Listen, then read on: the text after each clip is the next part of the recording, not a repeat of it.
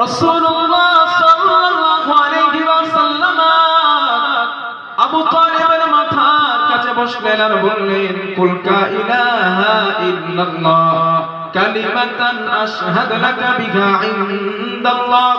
হে আমার চাচা, আপনি তো মারা যাচ্ছেন, দুনিয়া থেকে বিদায় নিচ্ছেন, আপনি একবার কালিমা পড়ে মারা যান।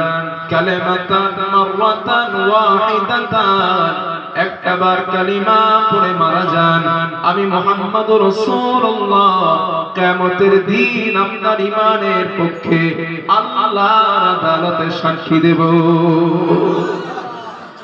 আল্লাহর নবী এই প্রস্তাব যখন করলেন, আবু তালেব রাসূলকে বললেন, ভাতিজা মুহাম্মদ,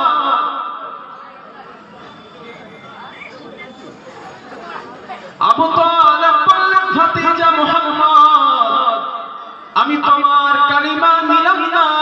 ওয়া কানা আখিরু মা কাল্লামাহুম হুয়া আলা মিল্লাতি আবদিল মুত্তালিব।